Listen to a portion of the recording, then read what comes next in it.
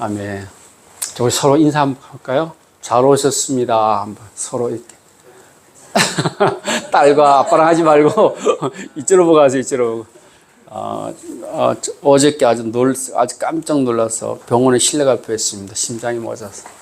갑자기 큰 딸이 와갖고 우리 셋이서 밥을 먹으러 갔는데 갑자기 훅 튀어나온 거예요. 너무 놀래갖고 캐나다에 있을 녀석이 왔지. 아주 깜짝 놀랐습니다.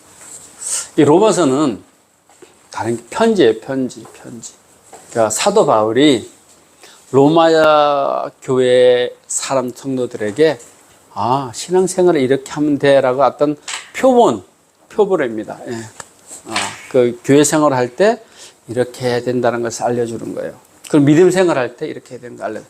그걸 사도 바울은 로마서 교회에 한 번도 안 가봤어요. 그러나 소식을 듣고 편지를 다 써서 이렇게 신앙생활 해라고 편지를 보냈습니다. 자, 여러분, 교회 생활을 잘 하려면 어떻게 해야 될까요? 또는 교회가 타락하지 않고 변질되지 않고 왜곡되지 않으려면 어떻게 해야 될까요? 무엇을 먼저 해야 될까요?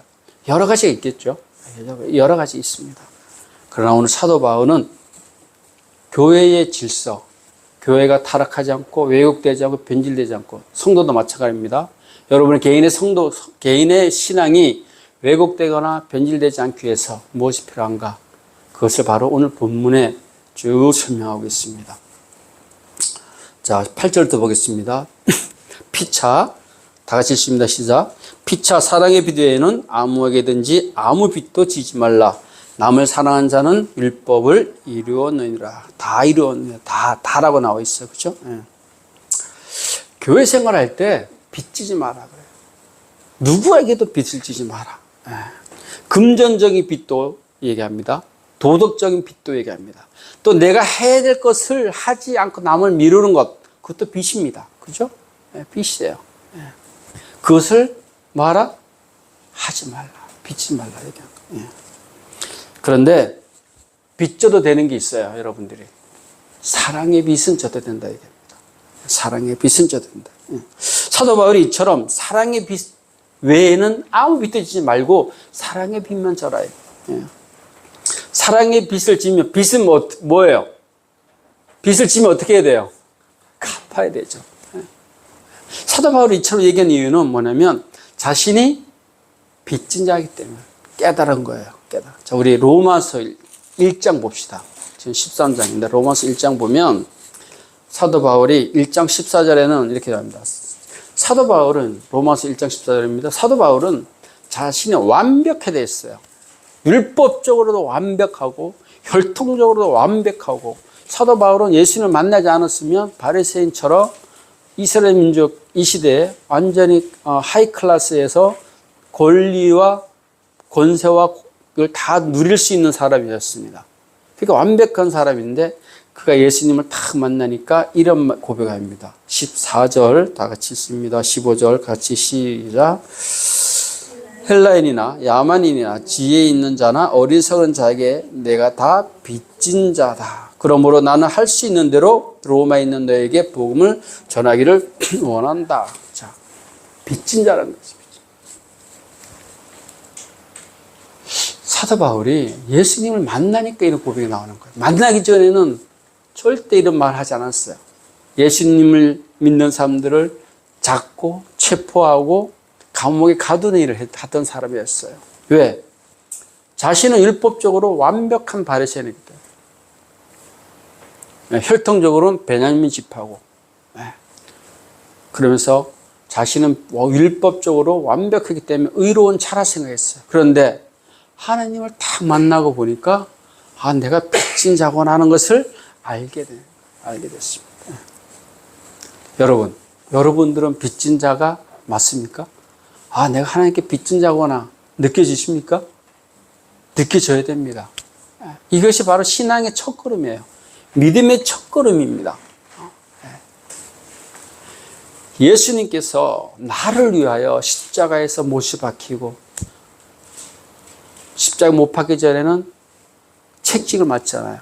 채찍을 맞아요. 그 채찍 끝에는 바늘이 꽂혀 있어요. 이렇게 낚싯바늘처럼. 안에는 쇠굿이 달리는. 그걸 맞으면서 살점이 뜯기고 십자가에서 못 박혀 죽으신 것, 그것이 누굴 위한 거다? 나를 위한 거다. 그러면 내가 빚진 자다라는 것이 깨달아져야 되는 거예요. 왜 그렇게 했을까? 하나님께서, 예수님께서 왜 그렇게 했을까? 여러분들을 구원하기 위해요. 여러분들에게 부활, 영생을 주기 위해서 그렇게 하셨던 사실입니다. 그것이 깨달아져야 되는 거예요. 이것이 믿음의 시작입니다. 아, 내가 빚진 자구나. 아, 내가 죄인이구나. 이것이 느껴질 때, 아, 이제 믿음이 시작이 된 거예요. 그것이 시작입니다. 세상에 어느 부모가 타인을 위하여 내 자식을, 내 생명을 내어주겠습니까? 그죠? 그죠? 그런 부모 없습니다. 그런 부모 없습니다.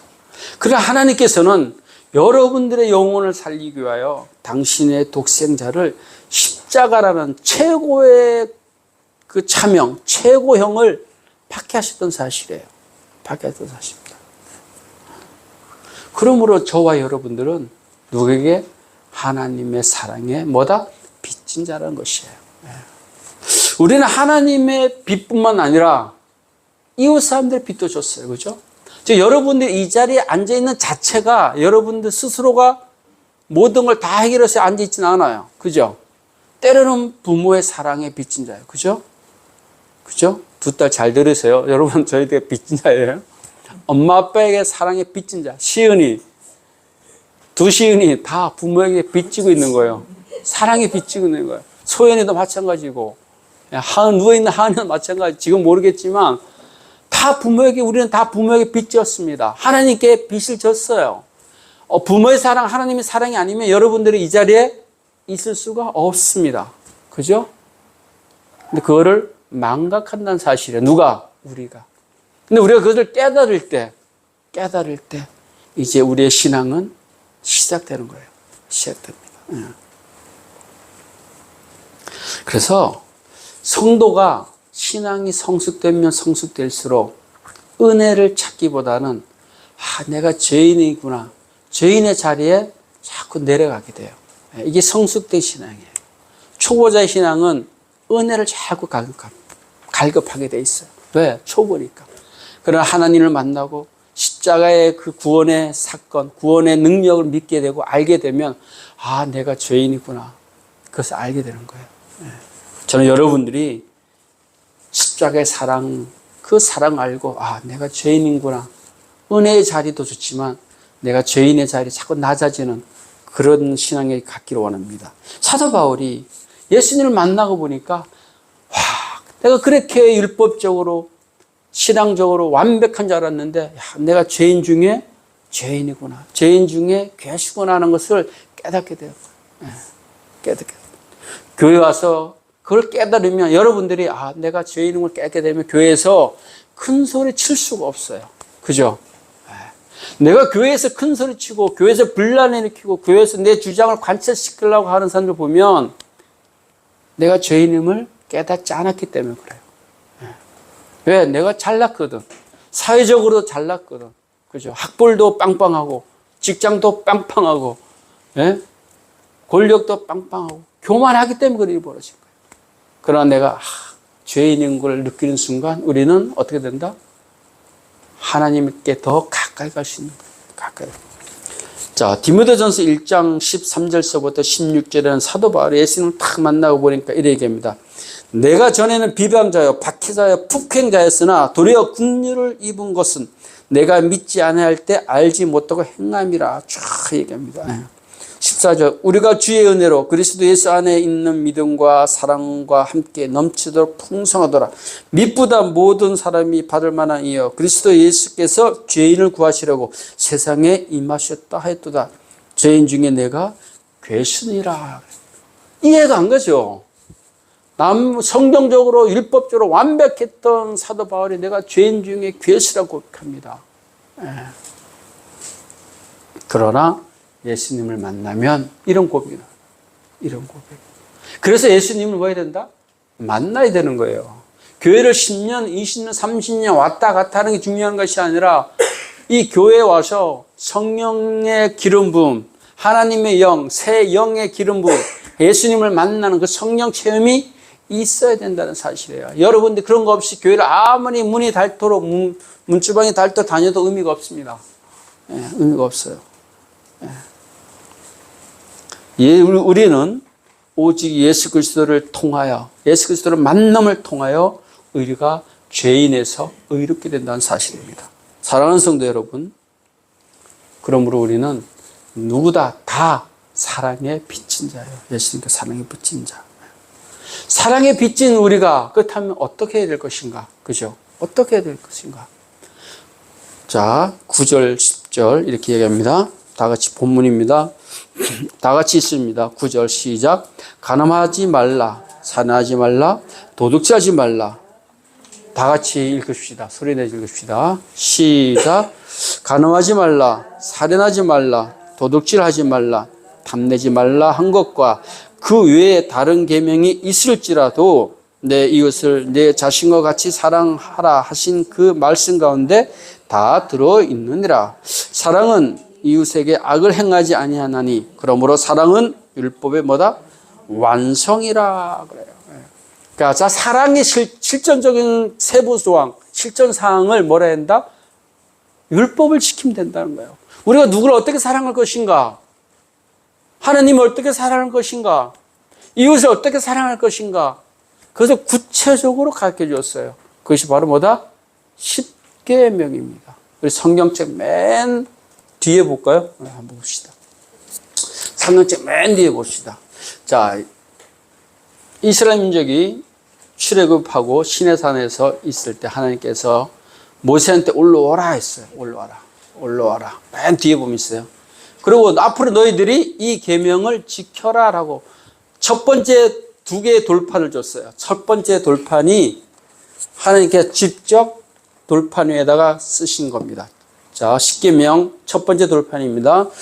제1 시작. 너는 나 외에 다른 신을 내게 두지 말라.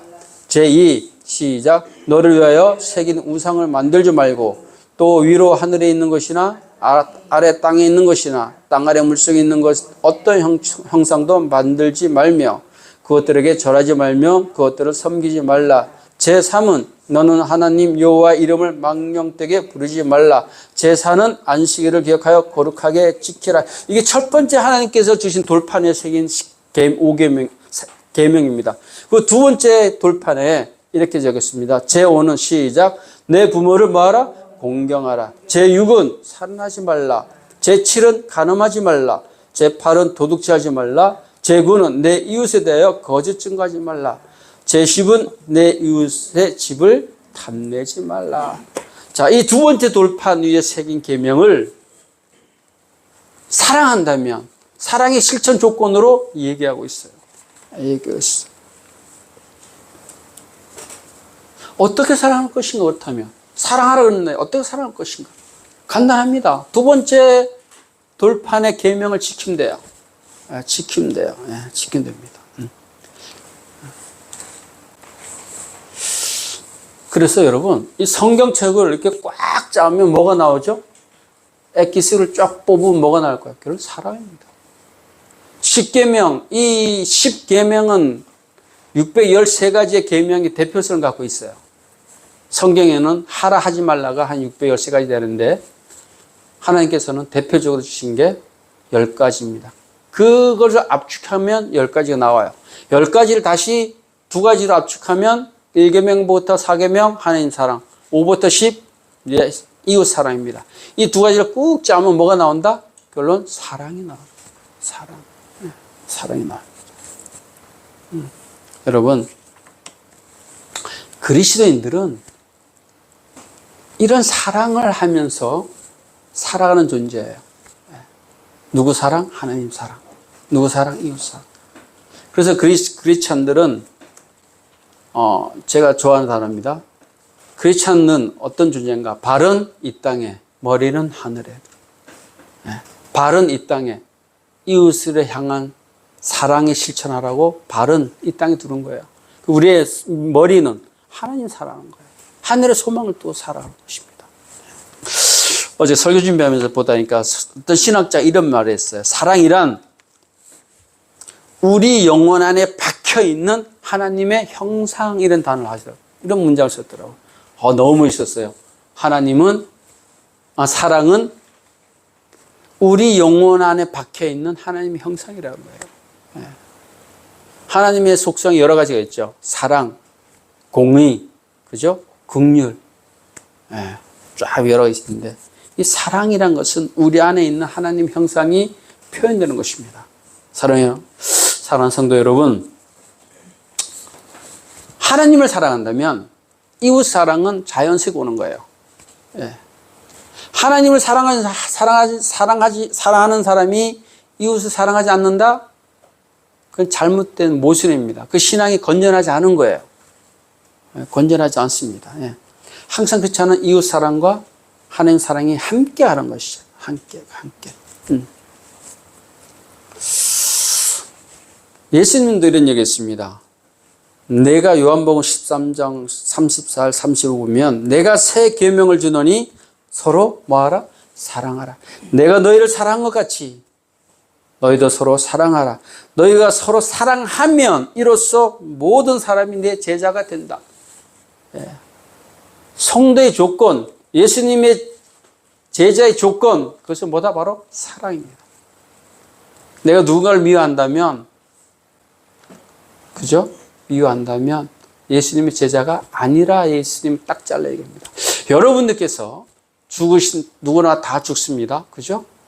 다 죽어요. 죽으면 어디 갑니까? 하나님의 심판대 앞에 서게 돼 있어요. 거기서 하나님의 심판의 기준이 뭘까요? 결론은 사랑입니다. 사랑했으니까 헌신하는 거예요. 사랑하니까 나눠주는 겁니다. 사랑이 없으면 아무것도 아니죠. 아무것도 아니에요. 여러분의 하나님 심판대 쓴다니까요. 죽으면. 그의 판단 기준은 너가 얼만큼 사랑했냐, 나를 사랑했냐, 너가 얼만큼 이웃을 사랑했냐, 그것이 바로 기준입니다. 구원의 기준이 다른 거 아니에요. 바로 사랑입니다. 근데 우리가 사랑하기가 쉽지 않잖아요. 그죠? 그죠? 정말 쉽지 않잖아요. 직장에 가면 꼭 한두 명 있죠? 그죠? 아니요. 교회에서도 있어요. 교회에서 한두 명 꼭 마음에 안 드는 사람이 있어요. 그죠? 있어요. 그 사람을 사랑하기가 쉬울까요? 안 쉬울까요? 쉽지 않아요. 저도 쉽지 않아요. 저도 한 사람 있어요. 저도 직장에 한 사람 있어요. 근데 그분을 위해서 내가 이제 교회에서 기도하면 마음이 좀 변해요. 근데 기도를 안 하면 탁 보면 벌써, 이렇게 됩니다. 우리 인간의 힘으로는 사랑에는 한계가 있어요. 자, 한계가 있다니까요. 내가 좋아하는 사람만 사랑하죠. 그죠? 사랑할 만한 사람만 사랑해요. 그러나 예수님은 그 사랑은 진실한 사랑이라고 하지 않아요. 악인들도 사랑한다 그래요. 악인들도 사랑한다니까요. 그러나 진정한 사랑을 하기 위해서는 우리 힘으로 안 돼요. 우리 힘으로 안 돼요. 진정한 사랑을 하기 위해서는, 실천하기 위해서는 우리에게 뭐가 부어져야 된다? 새 영이 부어져야 된다는 사실이에요. 새 영이 부어져야 돼요. 우리 에스겔서 한번 봅시다. 에스겔서 한번 봅시다. 에스겔서 36장입니다. 구약 36장 26. 여러분 힘으로 사랑하기 힘들어요. 저도 그렇고. 1207페이지입니다. 에스겔 36장 26, 27입니다. 우리가 노력해보려 해도 안 되는 게 있습니다. 구약 1207페이지입니다. 에스겔서 36장 26, 27. 찾으시면 아멘. 천천히 찾으세요. 천천히 찾으셔야 됩니다. 구약 페이지수로 찾으세요. 1207입니다. 1207 페이지수로 1207. 자, 1207 보면 에스겔 선지자가 이렇게 얘기합니다. 다 같이 26, 27 읽겠습니다. 시작. 또 새 영을 너희 속에 두고 새 마음을 너희에게 주되 너희 육신에서 굳은 마음을 제거하고 부드러운 마음을 줄 것이며 내 영을 너희 속에 두어 너희로 내 율법을 행하게 하리니 너희가 내 규례를 지켜 행할지라. 아직 못 찾으신 분도 있고 사진 있는데 집에 갖고 읽어보세요. 자, 새 영이 부어줘야 된다는 사실이에요. 우리가 옛사람의 모습, 옛사람의 사고방식, 가치관 갖고는 하나님의 사랑을 받을 수도 없고 실천할 수도 없어요. 예. 그 한계가 있어요. 한계가 있습니다. 우리가 누군가를 사랑할 때 힘들잖아요. 그렇죠? 힘들어요. 예. 그러나 하나님을 사랑하는 것은 더 힘들죠. 더 힘들어요. 그래서 사랑하려면 이 사랑을 실천하기 위해서는 뭐가 필요하다? 새 영, 하나님의 영, 성령이 필요한 것입니다. 그래서 성령을 받아라 그러는 거예요. 하나님께서, 예수님께서 이 땅에서 내가 성령의 세례를 본다 그러잖아요. 요한은 물로 세례 줬지만 나는 성령으로 세례를 준다는 거예요. 지금 이 시대에는 성령의 세례를 받아야 된다는 사실이에요. 물 세례 갖고는 힘듭니다. 힘들어요. 그러면서 사도 바울이 하지 마라, 하지 마라, 하지 마라 그래요. 그죠? 본문에 보면, 오늘의 본문에 보면, 예. 오늘의 본문에 보면 하지 마라. 간음하지 말라. 예. 살인하지 말라. 도둑질 하지 말라. 탐내지 말라. 예. 탐내지 말라 얘기합니다. 예. 예. 자, 여러분. 아까 우리 5계명, 자, 두 번째 돌판에 보면 5계명 보면 부모를 공경하라. 공경해 외에는 6, 7, 8, 9, 10은 다 하지 마라 그럽니다. 하지 마라. 하지 마라. 그죠? 하지 말으면 된 거예요. 여러분 하나님 사랑하십니까? 이웃 사랑하세요? 그럼 이웃이 싫어하는 것을 안 하면 돼요. 남편을 사랑하십니까? 자식을 사랑하나요? 부모를 사랑해요? 그 부모가 좋아하는 것을 하기보다는 부모가 싫어하는 걸 안 하면 되는 거예요. 예. 올 통계해 보니까 결혼이 늘었다 그래요. 한 4.9%가 늘었다 그럽니다. 결혼율이. 출산도 늘어나고 있대요. 7.8%가 늘었다 그래요. 예.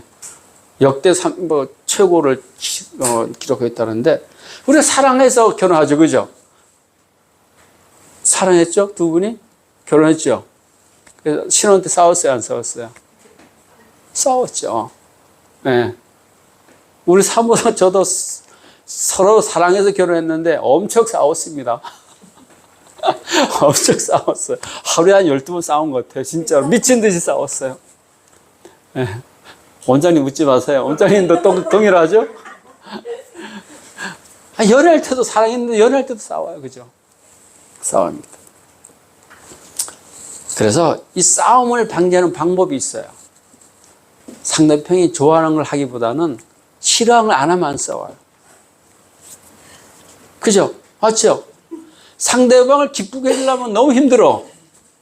그죠? 이벤트도 해야 되고, 뭐, 반지도 사줘야 되고, 너무 힘들어. 그러나 상대방이 하기 싫은 거 안 하면 정지적으로 덜 들읍니다. 예. 한이 아빠님, 아버님, 기억하세요. 집사님이 싫어하는 걸 안 하면 돼요. 예. 그래서 저도 이거 안 했는데 안 되는 거예요. 사모가 저한테 하지 말라는 거 많이 있어요. 그걸 자꾸 하게 됩니다. 이상하게. 예. 흘러들어서 그런 거예요. 예.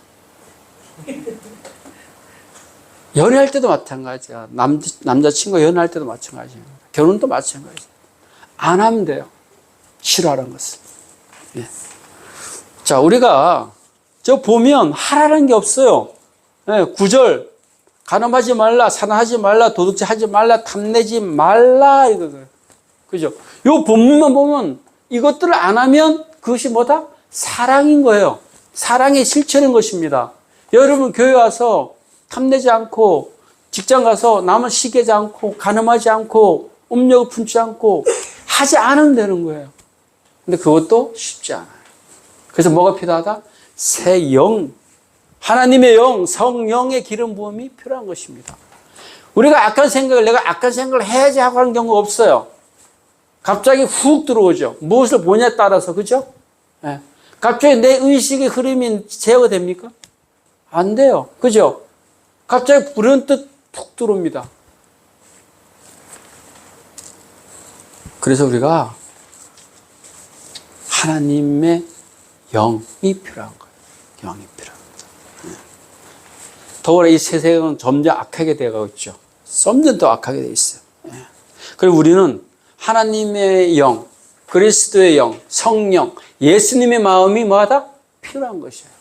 말세 때에 어둠이 점점 깊어지는 이 시대에 필요한 것이 뭐다? 예수 그리스도의 마음이에요. 우리 안에 있어야 되는 거예요. 성령이 있어야 되는 거예요. 그래서 사도 바울은 빛의 갑옷 이렇게 얘기합니다. 빛의 갑옷 이렇게. 자, 하지 않는 겁니다. 10절 보면 사랑은 이웃에게 뭐를? 악을 행하지 않는 거예요. 이 악의 구체적인 것들이 간음, 살인, 도둑, 탐내는 거 뭐 쫙 있는 거예요. 이걸 하지 않는 거예요. 이걸 안 할 때, 여러분들이 이런 걸 안 할 때 결론은 뭐다? 뭘 했다? 율법을 우리가 뭐 했다? 완성했다는 것이에요. 뭘 해서 완성시킨 것이 아니라 하지 않을 때 율법이 뭐다? 완성되는 겁니다. 그러면서 사도 바울이 우리에게 다시 한번 요구하는 게 있어요. 11절서부터 14절까지 한번 쭉 읽어보십니다. 자, 사도 바울이 우리가 이 시대에 무엇을 요구하는가? 다 같이 읽습니다. 시작. 또한 너희가 이 시기를 알거니와 자다가 깰 때가 벌써 되었으니 이는 이제 우리의 구원이 처음 믿음 때보다 가까웠음이라.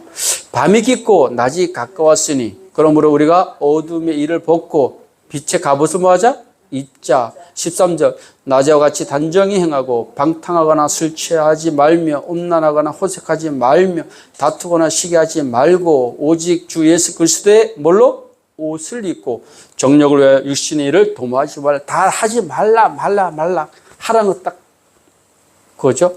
그리스도 옷을 입어라. 갑옷을 입어라는 것이에요. 여기서 말하는 갑옷, 빛의 옷은 무엇인가?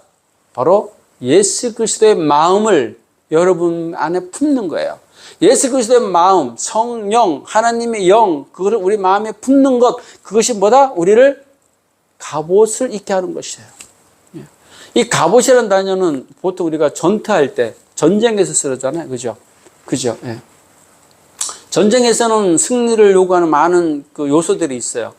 그 중에 하나가 뭐죠? 기세라는 게 있어요. 그죠? 먼저 기세에서 눌리면 안 되잖아요. 기세는 어디서 나와요? 마음에서 나오는 거예요. 우리가 어둠의 지금 권세 안에 권력과 사탄 마귀와 악한 영과 싸우기 위해서는 내 또 뭘 해야 된다? 내 안에 먼저 이기고자 하는 마음이 있어야 되고 그걸 이기려면 그리스도의 마음이 있어야 되는 것입니다. 그리스도의 마음이 있어야 되는 거예요. 예. 더구나 점점 크리스찬으로 살아가기가 힘들고 점점 더 바쁘고 그죠? 어디 가서 나는 그리스도인입니다. 나는 기독교인입니다. 떳떳하게 말하기가 부끄러운 세대가 점점 다가오고 있어요. 아이들이 그 학교 가면 나는 교회 다니라는 말을 당당하게 지금 못하고 있습니다. 용기가 필요한 때예요. 이럴 때에 우리가 뭐가 필요하다? 새 영, 우리 마음에 그리스도의 영, 그리스도의 마음이 필요한 것입니다. 이 마음이 그리스도 마음이 들어오면 그죠? 이제 12, 13, 14 호색하지 않고 다투지 않고 음란하지 않고 이런 것들 다 행할 수 있는 거예요. 여러분 사랑은 다른 거랍니다. 하나님이 하지 말라는 걸 안 하는 거예요. 오늘의 말씀을 좀 마무리하겠습니다. 첫 번째, 우리는 모두 하나님의 사랑에 빚진 자입니다. 그 사랑의 빚을 우리는 뭐 한다? 갚으면서 살아가야 돼요. 이 사랑의 빚을 갚는 것은 과거형이 아닙니다. 이건 다 현재형이에요. 그리고 미래형입니다. 이 사랑의 빚을 우리가 지속적으로 갚아야 돼요. 왜? 지속적으로 받아왔고 지금도 받고 있고 앞으로 우리가 받기 때문에 그 사랑을 우리도 동일하게 현재형으로 미래형으로 끊임없이 사랑을 줘야 돼요. 예. 그것이 그리스도의 의무인 것입니다. 이런 사랑을 할 때 결론은 우리가 율법을 완성하는 거예요. 율법이 나쁜 것이 아니에요. 예. 율법이 나쁜 것이 아닙니다. 율법 이꼬르 뭐다? 사랑인 것이에요. 예. 그러므로 우리는 성도가 이 사랑을 잘 실천하기 위해서는, 빚진 자가 사랑을 잘 실천하기 위해서는 뭐 해야 된다? 예수 그리스도의 옷을 입어야 되는 거죠. 옷을. 자, 14절 한번 읽겠습니다. 이거 마지막으로 읽고 마치겠습니다. 다 같이 한 주간 여러분 예수 그리스도의 마음을 품기 바랍니다. 그것이 예수 그리스도의 옷을 입는 거예요. 예. 성도는 그렇게 살아야 됩니다. 예, 살아야 됩니다. 우리 14절 다 같이 읽겠습니다. 시작. 오직 주 예수 그리스도로 옷을 입고 정령을 위하여 육신을 뭐를 옷을 입는다? 예수 그리스도 옷을 입고 바랍니다. 그러면서 여러분 한번 생각해 보세요. 내 안에 하나님께서 싫어하는 것들이 뭐가 있을까? 그것을 한 주간만 하지 말아 보시기 바랍니다. 한 주간만. 한번 생각해 보세요. 내 안에는 하나님께서 싫어할 만한 것이 무엇이 있을까? 무엇이 있을까? 분명히 있습니다. 없다고 얘기하지 마세요. 하나님께서 분명히 싫어하는 것들이 내 안에 있어요. 그것을 한 주간만 여러분 절제해 보시기 바랍니다.